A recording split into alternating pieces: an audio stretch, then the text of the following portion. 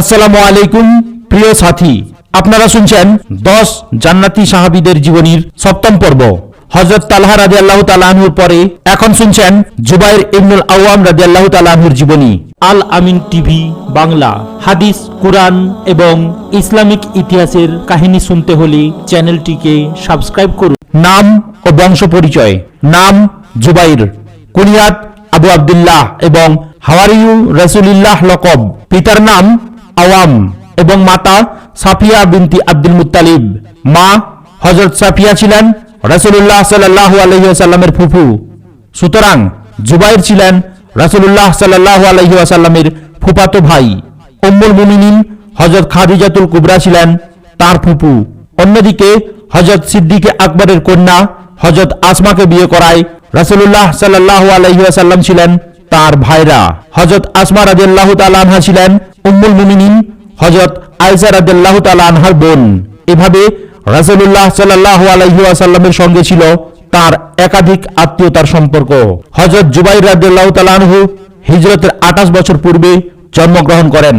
তার শৈশবকালীন জীবন সম্পর্কে তেমন কিছু জানা যায় না, তবে এটা নিশ্চিত যে প্রথম থেকেই তার মা তাকে এমনভাবে প্রতিপালন করেছিলেন যাতে বড় হয়ে তিনি একজন দুঃসাহসী, দৃঢ় সংকল্প ও আত্মপ্রত্যয়ী মানুষ হন। এ কারণে প্রায়ই মা তাকে মারধর করতেন এবং কঠোর অভ্যাসে অভ্যস্ত করতেন। একদিন তার চাচা নাউফিল বিন খুয়াইলিদ তার মা হযরত সাফিয়ার উপর ভীষণভাবে ক্ষেপে গিয়ে বলেন, এভাবে মারতে মারতে ছেলেটাকে তুমি কি মেরেই ফেলবে? তাছাড়া বনু হাসিমের লোকদের ডেকে বলেন, তোমরা সাফিয়াকে বুঝাও না কেন? জবাবে সাফিয়া বলেন, যারা বলে আমি তাকে দেখতে পারি না তারা মিথ্যা বলে। আমি তাকে এজন্য মারধর করি যাতে সে বুদ্ধিমান হয় এবং পরবর্তী জীবনে শত্রু সৈন্য পরাজিত করে গনিমতের মান লাভে সক্ষম হয়। এমন প্রতিপালনের প্রভাব অবশ্যই তার উপর পড়েছিল। অল্প বয়স থেকেই তিনি বড় বড় পাহলোয়ান ও শক্তিশালী লোকদের সাথে কুস্তি লড়তেন। একবার মক্কায় একজন তাগড়া জওয়ানের সাথে তার ধরাধরি হয়ে গেল। তাকে এমন মারিনা মারলেন যে লোকটির হাত ভেঙে গেল। লোকেরা তাকে ধরে হযরত সাফিয়ার নিকট নিয়ে এসে অভিযোগ করল। তিনি পুত্রের কাজে অনুতপ্ত হওয়া বা ক্ষমা প্রার্থনার পরিবর্তে সর্বপ্রথম তাদেরকে জিজ্ঞেস করলেন, তোমরা জুবাইরকে কেমন দেখলে, সাহসী না ভীরু? ইসলাম গ্রহণ। জুবাইর রাদিয়াল্লাহু তাআলা আনহু মাত্র 16 বছর বয়সেই ইসলাম গ্রহণ করেন। প্রথম পর্বে ইসলাম গ্রহণকারীদের মধ্যে তিনি ছিলেন অনন্য ও বিশেষ মর্যাদার অধিকারী। যদিও তার বয়স ছিল কম, তবুও দৃঢ়তা ও জীবনকে বাজি রাখার ক্ষেত্রে কারো থেকে পিছিয়ে ছিলেন না। তার ইসলাম গ্রহণের পর একবার কেউ রটিয়ে দিয়েছিল মুশরিকরা রাসূলুল্লাহ সাল্লাল্লাহু আলাইহি ওয়াসাল্লামকে বন্দী অথবা হত্যা করে ফেলেছে। একথা শুনে তিনি আবেগ ও উত্তেজনায় এতই আত্মভোলা হয়ে পড়েছিলেন যে তক্ষুনি এক টানে তরবারি কোষমুক্ত করে মানুষের ভিড় ঠেলে আল্লাহর রাসূল সাল্লাল্লাহু আলাইহি ওয়াসাল্লামের দরবারে গিয়ে হাজির হন। রাসূলুল্লাহ সাল্লাল্লাহু আলাইহি ওয়াসাল্লাম তাকে দেখে জিজ্ঞেস করলেন, কি হয়েছে জুবাইর?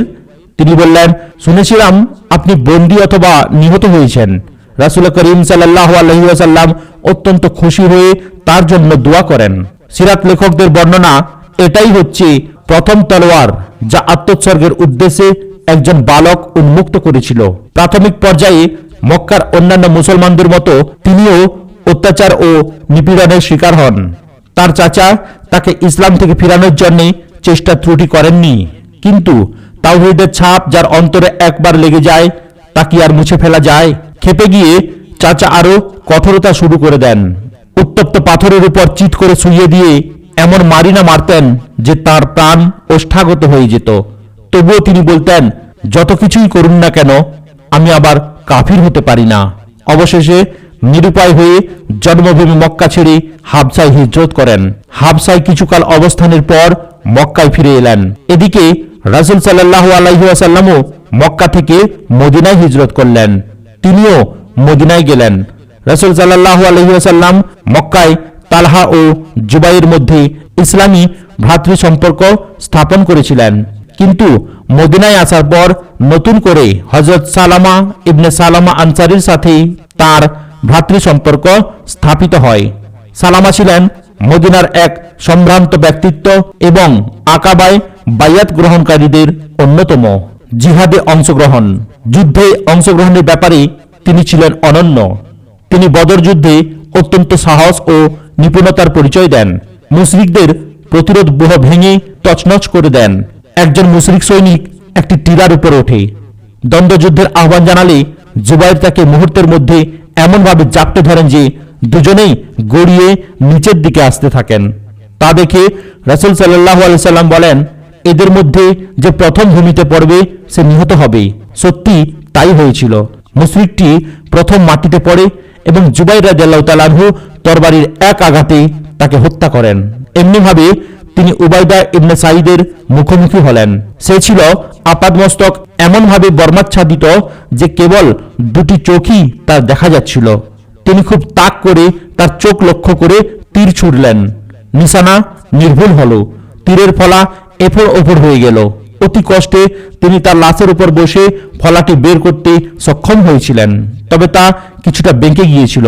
স্মৃতিচিহ্ন হিসাবে রাসূল সাল্লাল্লাহু আলাইহি ওয়াসাল্লাম এই তীরটি নিজেই নিয়ে নেন এবং তার ইন্তিকালের পর তৃতীয় খলিফা হযরত উসমান পর্যন্ত এই তীরটি বিভিন্ন খলিফার নিকট রক্ষিত ছিল। হযরত উসমানের শাহাদাতের পর হযরত আব্দুল্লাহ ইবনে জুবাইর তীরটি গ্রহণ করেন এবং তার শাহাদাত পর্যন্ত এটি তার নিকট ছিল। বদরে তিনি এত সাংঘাতিকভাবে লড়েছিলেন যে তার তরবারি ভোঁতা হয়ে গিয়েছিল এবং আঘাতে আঘাতে তার সারা শরীর ক্ষতবিক্ষত হয়ে গিয়েছিল। এই দিনের একটি ক্ষত এত গভীর ছিল যে চিরদিনের জন্য তা একটি গর্তের মতো হয়ে গিয়েছিল। তার পুত্র হযরত উরওয়া বলেন, আমরা সেই গর্তে আঙুল ঢুকিয়ে খেলা করতাম। এই যুদ্ধে তিনি হলুদ রঙের পাগড়ি পরিহিত ছিলেন। তা দেখে রাসূল সাল্লাল্লাহু আলাইহি সাল্লাম বলেন, আজ ফেরেশতাগণও এ বেশে এসেছে। উহুদের ময়দানে সত্য ও মিথ্যার লড়াই যখন চরম পর্যায়ে, তখন রাসূল সাল্লাল্লাহু আলাইহি সাল্লাম স্বীয় তরবারি কোষমুক্ত করে বললেন, আজ কে এর হক আদায় করবে? সকল সাহাবী অত্যন্ত আগ্রহের সাথে নিজ নিজ হাত বাড়ালেন। জুবাইর রাদিয়াল্লাহু তাআলা আনহু তিনবার নিজের হাত বাড়ালেন, কিন্তু শেষ পর্যন্ত তা লাভের গৌরব অর্জন করেন হযরত আবু দুজানা আনসারী রাদিয়াল্লাহু তাআলা আনহু।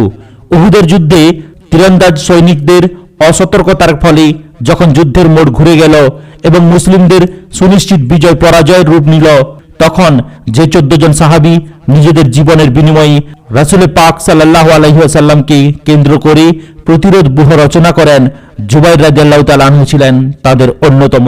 খন্দকের যুদ্ধে মুসলিম নারীরা যেদিকে অবস্থান করছিলেন সেদিকটির প্রতিরক্ষার দায়িত্বভার লাভ করেন জুবাইর রাদিয়াল্লাহু তাআলা আনহু।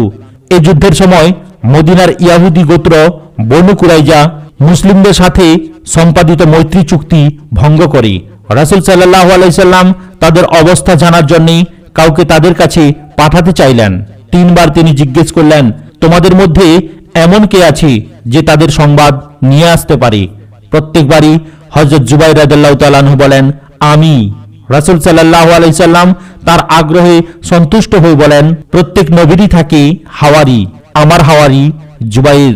খন্দকের পর বনু কুরাইজা যুদ্ধ এবং বাইয়াতে রিদওয়ানেও তিনি অংশগ্রহণ করেন। খাইবারের যুদ্ধে তিনি অসীম সাহসিকতা ও বীরত্বের পরিচয় দেন। খাইবারের ইহুদি নেতা মুরাহিব নিহত হলে বিশাল দেহ ও বিপুল শক্তির অধিকারী তার ভাই ইয়াসির ময়দানে অবতীর্ণ হয়ে হুঙ্কার ছেড়ে দ্বন্দ্বযুদ্ধের আহ্বান জানায়। হযরত জুবাইর রাদিয়াল্লাহু তাআলা আনহু লাফিয়ে পড়লেন। তখন তার মা হযরত সাফিয়া বললেন, ইয়া রাসূলুল্লাহ, নিশ্চয়ই আজ আমার কলিজার টুকরা শহীদ হবে। রাসূল সাল্লাল্লাহু আলাইহি সাল্লাম বললেন, না, জুবাইরই তাকে হত্যা করবে। সত্যি সত্যি অল্পক্ষণের মধ্যে জুবাইর তাকে হত্যা করেন। খাইবার বিজয়ের পর মক্কা বিজয়ের প্রস্তুতি চলছে। মানবীয় কিছু দুর্বলতার কারণে প্রখ্যাত সাহাবী হাতিব বিন আবি আলতা রাদিয়াল্লাহু তাআলা আনহু সব খবর জানিয়ে মক্কার কুরাইশদের নিকট একটি চিঠি লিখলেন। চিঠি সহ গোপনে একজন মহিলাকে তিনি মক্কায় পাঠান। এদিকে ওহীর মাধ্যমে সব খবর রাসূল সাল্লাল্লাহু আলাইহি সাল্লাম অবগত হলেন। তিনি চিঠি সহ মহিলাটিকে গ্রেপ্তারের জন্য যে দলটি পাঠান, হযরত জুবাইরও ছিলেন সেই দলের একজন। চিঠি সহ মহিলাকে গ্রেপ্তার করে মদিনায় নিয়ে আসা হলো। হাতিব বিন বালতাআ লজ্জিত হয়ে তওবা করেন। রাসূল সাল্লাল্লাহু আলাইহি সাল্লাম তাকে ক্ষমা করেন। মক্কা বিজয়ের দিন রাসূল সাল্লাল্লাহু আলাইহি সাল্লাম মুসলিম সেনাবাহিনীকে কয়েকটি দলে বিভক্ত করেন। সর্বশেষ ও ক্ষুদ্রতম দলটিতে ছিলেন রাসূল সাল্লাল্লাহু আলাইহি সাল্লাম নিজে। আর এই দলটির পতাকাবাহী ছিলেন জুবাইর রাদিয়াল্লাহু তাআলা আনহু। রাসূল সাল্লাল্লাহু আলাইহি সাল্লাম মক্কায় প্রবেশ করলেন। চারদিকে শান্তি শৃঙ্খলা ফিরে এলে হযরত জিগদাদ ও হযরত জুবাইর রাদিয়াল্লাহু তাআলা আনহু নিজ নিজ ঘোড়ার উপর সওয়ার হয়ে রাসূল পাকের নিকট উপস্থিত হলেন। রাসূল সাল্লাল্লাহু আলাইহি সাল্লাম উঠে দাঁড়িয়ে নিজ হাতে তাদের উভয়ের মুখমণ্ডলে ধুলোবালি ঝেড়ে দেন। হুনাইন যুদ্ধের সময় হযরত জুবাইর কাফিরদের একটি গোপন ঘাটের নিকটে পৌঁছলে তারা তাকে অতর্কিত আক্রমণ করে। অত্যন্ত সাহসের সাথে অল্প সময়ের মধ্যে তিনি ঘাঁটিটি সাফ করে ফেলেন। তাইফ ও তাবুকের যুদ্ধেও তিনি অংশগ্রহণ করেন। 10ম হিজরিতে বিদায় হজ্জেও তিনি রাসূলুল্লাহ সাল্লাল্লাহু আলাইহি ওয়াসাল্লামের সফর সঙ্গী ছিলেন। দ্বিতীয় খলিফা হযরত উমর রাদিয়াল্লাহু তাআলা আনহুর খিলাফতকালে সিরিয়ার ইয়ারমুক প্রান্তরে বিশাল রোমান বাহিনীর সাথে মুসলিম বাহিনীর ভয়াবহ যুদ্ধ সংঘটিত হয়। এটা ছিল সিরিয়ার ভাগ্য নির্ধারণী যুদ্ধ। হযরত জুবাইর এ যুদ্ধেও অংশগ্রহণ করেন। যুদ্ধের এক চরম পর্যায়ে মুসলিম সৈনিকদের একদল সিদ্ধান্ত নিল হযরত জুবাইর রোমান বাহিনীর মধ্যভাগে প্রচণ্ড আক্রমণ চালাবেন এবং অন্যরা তার সমর্থনে পাশে পাশে থাকবেন। সিদ্ধান্ত অনুযায়ী হযরত জুবাইর রাদিয়াল্লাহু তাআলা আনহু ক্ষিপ্রতার সাথে প্রচণ্ডভাবে আক্রমণ চালিয়ে রোমান বাহিনীর ব্যূহ ভেদ করে অপর প্রান্তে চলে যান, কিন্তু অন্যরা তাকে অনুসরণ করতে সক্ষম হলেন না। একাকী আবার রোমান বাহিনী ভেদ করে ফিরে আসার সময় প্রচণ্ডভাবে আক্রান্ত হয়ে ঘাড়ে দারুণভাবে আঘাত পান। হযরত উরওয়া বলেন, বদরের পর এটা ছিল দ্বিতীয় জখম যার মধ্যে আঙুল ঢুকিয়ে ছেলেবেলায় আমরা খেলতাম। তার এ দুঃসাহসী আক্রমণের ফলে রোমান বাহিনী ছত্রভঙ্গ হয়ে পড়ে। হযরত আমর ইবনুল আস মিশরে আক্রমণ চালিয়ে ফুস্তাতের কিল্লা অবরোধ করে রেখেছেন। আমিরুল মুমিনিন হযরত উমার তার সাহায্যে 10,000 সিপাহী ও 4,000 অফিসার পাঠালেন আর চিঠিতে লিখলেন এসব অফিসারের এক একজন 1,000 অশ্বারোহীর সমান। হযরত জুবাইর ছিলেন এই 4,000 অফিসারের একজন। মুসলিম সৈন্যরা 7 মাস ধরে কিল্লা অবরোধ করে আছে। জয় পরাজয়ের কোনো সম্ভাবনা দেখা যাচ্ছে না। বিরক্ত হয়ে হযরত জুবাইর একদিন বললেন, আজ আমি মুসলিমদের জন্য আমার জীবন কুরবান করব। এ কথা বলে উন্মুক্ত তরবারি হাতে সিঁড়ি লাগিয়ে কিল্লা প্রাচীরের মাথার উপর উঠে পড়লেন। আরো কিছু সাহাবীও তার সঙ্গী হলেন।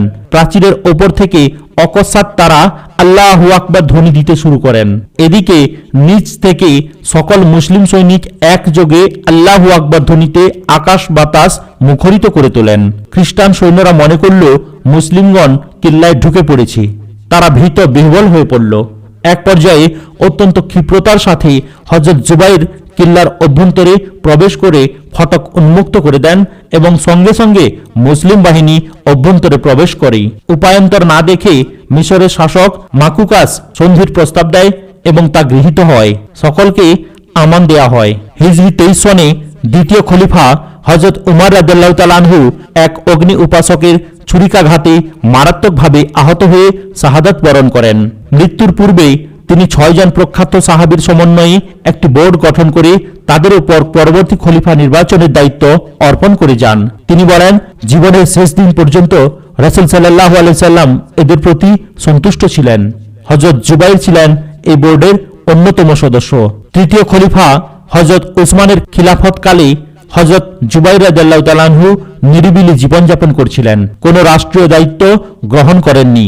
আসলে বয়সও বেড়ে গিয়েছিল। 35 হিজরিতে বিদ্রোহীদের দ্বারা হযরত উসমান অবরুদ্ধ হলে তার নিরাপত্তার জন্য হযরত জুবাইর স্বীয় পুত্র হযরত আব্দুল্লাহকে নিয়োগ করেন। হযরত উসমান শহীদ হলে রাতের অন্ধকারে গোপনে তিনি তার জানাজার নামাজ আদায় করে দাফন করেন। হযরত আলী রাদিয়াল্লাহু তাআলা আনহুর শাসনকালে তিনি এবং হযরত তালহা মক্কায় যে হযরত আয়েশা রাদিয়াল্লাহু তাআলা আনহার সাথে মিলিত হন। সেখানে তারা মুসলিম উম্মাহর তৎকালীন পরিস্থিতি নিয়ে গভীরভাবে আলোচনা করেন এবং মদিনায় না গিয়ে বসরার দিকে যাওয়ার সিদ্ধান্ত নেন। বিপুল সংখ্যক লোক তাদের সহযোগী হন। এদিকে হযরত আলী রাদিয়াল্লাহু তাআলা আনহু তাদেরকে প্রতিরোধের উদ্দেশ্যে সেনাবাহিনী সহ অগ্রসর হন এবং হিজরি 36 সনের 10ই জামাদিউল উখরা বসরার অনতি দূরে জিকার নামক স্থানে 2 মুসলিম বাহিনী মুখোমুখি হয়। ইতিহাসে এটি উটের যুদ্ধ নামে পরিচিত। ইসলামী ইতিহাসের এই দুঃখজনক অধ্যায়ের বিশ্লেষণ আমাদের এই প্রবন্ধের মুখ্য বিষয় নয়, তবে একদিন যারা ছিলেন ভাই ভাই আজ তারা হয়ে গেলেন একে অপরের খুনের পিপাসায় কাতর। ব্যাপারটি যাই হোক না কেন, এটা যে তাদের ব্যক্তিগত ঝগড়া ও আক্রোশের কারণে নয় তা আমরা নিশ্চিতভাবে বলতে পারি। সত্য ও সততার আবেগ, উৎসাহ ও উদ্দীপনায় তারা এমনটি করেছিলেন। এ কারণে আমরা দেখতে পাই একই গোত্রের লোক তখন দুদিকে বিভক্ত। তাছাড়া দুপক্ষের নেতৃবৃন্দের মূল লক্ষ্যই ছিল একটা সমঝোতায় উপনীত হওয়া, আর এ কারণেই দুপক্ষের মধ্যে দূত বিনিময়ের মাধ্যমে আলাপ আলোচনা হয়েছিল। আর একই কারণে আমরা দেখতে পাই হযরত আলী একাকী ঘোড়ায় চড়ে রণাঙ্গনের মাঝখানে এসে হযরত জুবাইরকে ডেকে বলছেন, আবু আব্দুল্লাহ, তোমার কি সে দিনটির কথা মনে আছে যেদিন আমরা দুজন হাত ধরাধরি করে রাসূলুল্লাহ সাল্লাল্লাহু আলাইহি ওয়াসাল্লামের সামনে দিয়ে যাচ্ছিলাম? রাসূল সাল্লাল্লাহু আলাইহি সাল্লাম তোমাকে জিজ্ঞেস করেছিলেন, তুমি কি আলীকে মোহাব্বত করো? বলেছিলে, হ্যাঁ ইয়া রাসূলুল্লাহ, স্মরণ করো তখন রাসূল সাল্লাল্লাহু আলাইহি সাল্লাম বলেছিলেন, একদিন তুমি অন্যায়ভাবে তার সাথে লড়বে। হযরত জুবাইর জবাব দিলেন, হ্যাঁ এখন আমার স্মরণ হচ্ছে। একটি মাত্র কথাটি বলে হযরত আলী রাদিয়াল্লাহু তাআলা আনহু তাঁবুতে ফিরে গেলেন। এদিকে জুবাইর অন্তরে ঘটে গেল এক বিপ্লব। তার সকল সংকল্প ও দৃঢ়তা ভেঙে চুরমার হয়ে গেল। উম্মুল মুমিনিন হযরত আয়েশা রাদিয়াল্লাহু তাআলা আনহার কাছে এসে বললেন, আমি সম্পূর্ণ ভুলের উপর ছিলাম। আলী আমাকে রাসূলুল্লাহ সাল্লাল্লাহু আলাইহি সাল্লামের একটি বাণী স্মরণ করিয়ে দিয়েছে। আয়েশা রাদিয়াল্লাহু তাআলা আনহা জিজ্ঞেস করলেন, তাহলে এখন ইচ্ছা কি? তিনি বললেন, আমি এই ঝগড়া থেকে দূরে সরে যাচ্ছি। পুত্র আব্দুল্লাহ বললেন, আব্বা, আপনি আমাদেরকে গর্তে ফেলে আলীর ভয়ে এখন পালিয়ে যাচ্ছেন? তিনি বললেন, আমি কসম করেছি আলীর সাথে আর লড়ব না। আব্দুল্লাহ বললেন, কসমের কাফফারা সম্ভব। এই বলে তিনি স্বীয় গোলাম মাকহুলকে ডেকে আজাদ করে দেন। কিন্তু রাসূলুল্লাহ সাল্লাল্লাহু আলাইহি ওয়াসাল্লামের হাওয়ারি জুবাইর বললেন, বেটা, আলী আমাকে এমন কথা স্মরণ করে দিয়েছে যাতে আমার সকল উদ্যম উৎসাহ স্তিমিত হয়ে পড়েছে। আমি সুনিশ্চিত যে আমরা হকের উপর নেই। এসো তুমিও আমার অনুগামী হও। হযরত আব্দুল্লাহ অস্বীকার করলেন। হযরত জুবাইর একাকী বসরার দিকে রওনা হলেন। হযরত জুবাইরকে যেতে দেখে আহনাব বিন কায়েস বললেন, কেউ জেনে এসো তো তিনি যাচ্ছেন কেন? আমর ইবনে জারমুজ বলল, আমি যাচ্ছি। এই বলে সে অস্ত্রসজ্জিত হয়ে ঘোড়া ছুটিয়ে হযরত জুবাইরের সঙ্গে মিলিত হল। তখন তিনি বসরা ছেড়ে একটু দূরে গিয়ে পৌঁছেছেন। কাছে এসে ইবনে জারমুজ বললেন, আবু আব্দুল্লাহ, জাতিকে আপনি কি অবস্থায় ছেড়ে এলেন? তারা সবাই একে অপরের গলা কাটছে। এখন কোথায় যাচ্ছেন? আমার ভুল আমি বুঝতে পেরেছি। এ কারণে এই ঝগড়া থেকে দূরে থাকার জন্য অন্য কোথাও যেতে চাই। ইবনে জারমুজ বলল, চলুন, আমাকেও এদিকে কিছু দূর যেতে হবে। দুজন একসঙ্গে চললেন। জোহরের নামাজের সময় হযরত জুবাইর থামলেন। ইবনে জারমুজ বলল, আমিও আপনার সাথে নামাজ আদায় করব। দুজন নামাজে দাঁড়ালেন। হযরত জুবাইর যেই তার মাবুদের উদ্দেশ্যে সিজদাবনত হয়েছে, বিশ্বাস করত ইবনে জারমুজ অমনি তরবারির এক আঘাতে রাসূলুল্লাহ সাল্লাল্লাহু আলাইহি ওয়াসাল্লামের হাওয়ারির দেহ থেকে তার শির বিচ্ছিন্ন করে ফেলল। ইন্না লিল্লাহি ওয়া ইন্না ইলাইহি রাজিউন। ইবনে জারমুজ হযরত জুবাইর তরবারি, বর্ম ইত্যাদি সহ হযরত আলী রাদিয়াল্লাহু তাআলা আনহুর নিকট উপস্থিত হয়ে অত্যন্ত গর্বের সাথে তার কৃতিত্বের বর্ণনা দিল। আলী রাদিয়াল্লাহু তাআলা আনহু তলোয়ারখানির প্রতি অনুশোচনার দৃষ্টিতে এক নজর তাকিয়ে বললেন, তিনি অসংখ্যবার রাসূলুল্লাহ সাল্লাল্লাহু আলাইহি ওয়াসাল্লামের সম্মুখ থেকে মুসিবতের মেঘমালা অপসারণ করেছেন। ওরে ইবনে সাফিয়ার হন্তা, শুনে রাখো, জাহান্নাম তোর জন্য প্রতীক্ষা করছে। এভাবে হযরত জুবাইর রাদিয়াল্লাহু তাআলা আনহু হিজরি 36 সনে শাহাদাত বরণ করেন এবং আসসিবা উপত্যকায় সমাহিত হন। তিনি 64 বছর জীবন লাভ করেছিলেন। হযরত জুবাইর ছিলেন অত্যন্ত মহৎ চরিত্রের অধিকারী। তাকওয়া, সত্যপ্রীতি, দানশীলতা, উদারতা ও বেপরোয়া ভাব ছিল তার চরিত্রের বৈশিষ্ট্য। শিশুদের মতো তার অন্তর ছিল কোমল।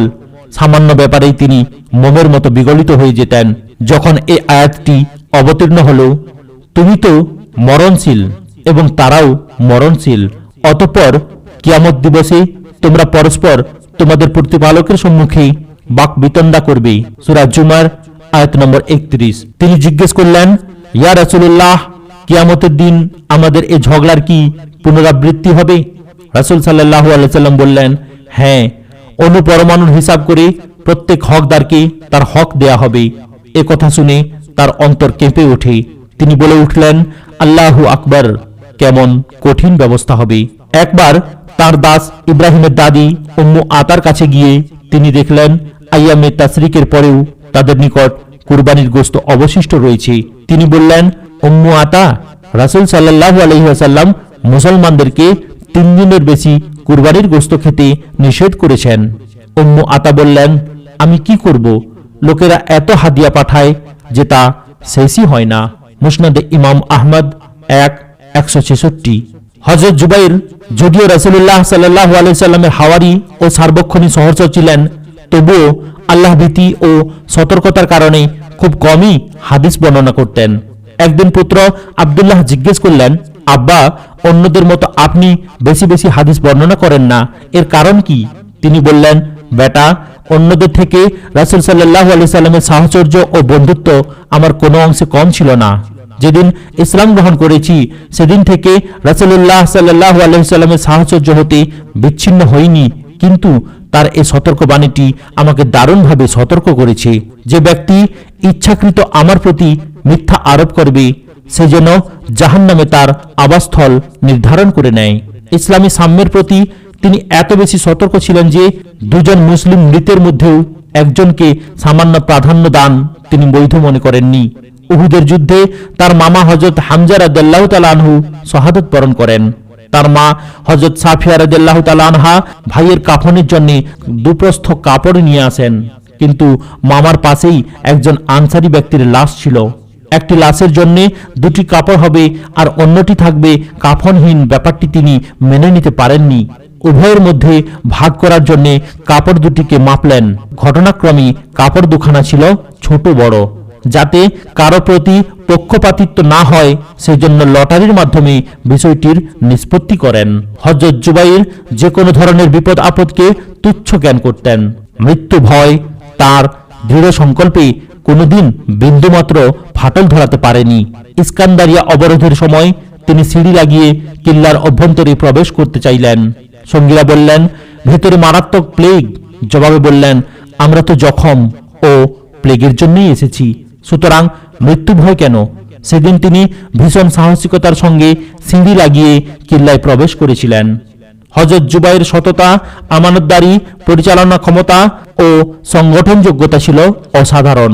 মৃত্যুকালে লোকেরা তাকে আপন আপন সন্তান সন্ততি ও ধন সম্পদের মহাফিজ বানাবার ইচ্ছা ব্যক্ত করত। মুতি ইবনুল আসওয়াদ তাকে ওসি বানাতে চাইলে তিনি অস্বীকৃতি জানান। তখন তিনি কাতর কণ্ঠে বলতে থাকেন, আমি আপনাকে আল্লাহ, রাসূল ও নিকট আত্মীয়তার দোহাই দিয়ে বলছি, আমি ফারুক আজম ওমরকে বলতে শুনেছি, জুবাইর দ্বীনের একটি রুকন বা স্তম্ভ। হযরত উসমান, মিকদাদ, আব্দুল্লাহ ইবনে মাসউদ, আব্দুর রহমান ইবনে আউফ প্রমুখ সাহাবী মৃত্যুকালে তাকে ওসি নিযুক্ত করেছিলেন। অত্যন্ত সততার সাথে তিনি তাদের ধনসম্পদ রক্ষণাবেক্ষণ করে তাদের সন্তান ও পরিবার পরিজনদের জন্য ব্যয় করেন। হযরত জুবাইর স্ত্রী ও ছেলে সন্তানদের গভীরভাবে ভালোবাসতেন। বিশেষত পুত্র আব্দুল্লাহ ও তার সন্তানদেরকে অতিমাত্রায় স্নেহ করতেন। মৃত্যুর পূর্বে সন্তানদের তালিম ও তারবিয়াতের ব্যাপারে তিনি ছিলেন দারুণ সচেতন। ইয়ারমুকের যুদ্ধে তিনি পুত্র আব্দুল্লাহকে সঙ্গে নিয়ে যান। তখন তার বয়স মাত্র 10 বছর। হযরত জুবাইর তাকে একটি ঘোড়ার উপর বসিয়ে একজন সিপাহীর তত্ত্বাবধানে দিয়ে দেন, যাতে সে যুদ্ধের ভয়াবহ দৃশ্যগুলি দেখিয়ে তাকে বীরত্ব ও সাহসিকতার শিক্ষা দেয়। বদান্যতা, দানশীলতা ও আল্লাহর রাস্তায় খরচের ব্যাপারে তিনি অন্য কারো থেকে কখনো পিছিয়ে থাকেননি। তার 1000 দাস ছিল। প্রতিদিন তিনি তাদের ভাড়া খাটিয়ে মোটা অঙ্কের অর্থ লাভ করতেন, কিন্তু তার একটি পয়সাও নিজের বা পরিবারবর্গের জন্য ব্যয় করা সমীচীন মনে করতেন না, সবই বিলিয়ে দিতেন। মোট কথা, নবীর একজন হাওয়ারির মধ্যে যত রকমের গুণ থাকা সম্ভব সবই হযরত জুবাইর রাদিয়াল্লাহু তাআলা আনহুর মধ্যে ছিল। ব্যবসা বাণিজ্য ছিল হযরত জুবাইরের প্রধান পেশা। আশ্চর্যের ব্যাপার হলো যে ব্যবসায়ে তিনি হাত দিয়েছেন, কখনো তাতে লোকসান হয়নি। আল্লাহর রাহে সংগ্রামে দুশমনদের তীর বর্ষার অসংখ্য আঘাত তিনি খেয়েছেন। আলী ইবনে খালিদ বলেন, আমাদের কাছে মুসল থেকে একটি লোক এসেছিল। সে বর্ণনা করল, আমি জুবাইর ইবনুল আওয়ামের একজন সফর সঙ্গী ছিলাম। সফরের এক পর্যায়ে আমি তার দেহের এমন সব ক্ষতচিহ্ন দেখতে পেলাম যা অন্য কারো দেহে আর কখনো দেখিনি। জিজ্ঞেস করলে তিনি বললেন, এই সবই ঘটেছে রাসূলুল্লাহ সাল্লাল্লাহু আলাইহি ওয়াসাল্লামের সঙ্গে ও আল্লাহর রাহে। আলী ইবনে জাইদ বলেন, জুবাইরকে দেখেছে এমন এক ব্যক্তি আমাকে বলেছে তার অর্থাৎ জুবাইরের বুকে ঝর্ণার মতো দেখতে তীর বর্ষার অসংখ্য আঘাতের চিহ্ন ছিল। পোশাক পরিচ্ছদের ব্যাপারে তিনি ছিলেন অত্যন্ত সাদাসিধে, তবে তার তরবারিটি ছিল অত্যন্ত জাঁকজমকপূর্ণ। তরবারির হাতলটি ছিল চমৎকার নকশা অঙ্কিত। হযরত মুয়াবিয়া রাদিয়াল্লাহু তাআলা আনহু আব্দুল্লাহ ইবনে আব্বাস রাদিয়াল্লাহু তাআলা আনহুকে জিজ্ঞেস করলেন, তালহা ও জুবাইর সম্পর্কে আপনার মন্তব্য কি? তিনি বললেন, আল্লাহ তাদের দুজনের উপর রহমত বর্ষণ করুন। আল্লাহর কসম, তারা দুজনেই ছিলেন অত্যন্ত সংযমী, পুণ্যবান, সৎকর্মশীল, আত্মসমর্পণকারী, পূত পবিত্র, পবিত্রতা অর্জনকারী ও শাহাদাত বরণকারী। হযরত জুবাইর বলেন, রাসূলুল্লাহ সাল্লাল্লাহু আলাইহি সাল্লাম আমার জন্য এবং আমার সন্তান সন্ততি ও পৌত্র পৌত্রীদের জন্য দোয়া করেছেন। হযরত জুবাইরের সবচেয়ে বড় পরিচয় ও সৌভাগ্য এই যে তিনি আশারায়ে মুবাশশারা অর্থাৎ দুনিয়াতে জান্নাতের শুভ সংবাদ প্রাপ্ত 10 জন সাহাবীর একজন। আজ এখানেই সমাপ্ত হলো। ভিডিওর পরবর্তী অংশ দেখার জন্য চ্যানেলটিকে সাবস্ক্রাইব করুন, লাইক, কমেন্ট এবং শেয়ার করতেও ভুলবেন না। আসসালামু আলাইকুম ওয়া রাহমাতুল্লাহি ওয়া বারাকাতুহু।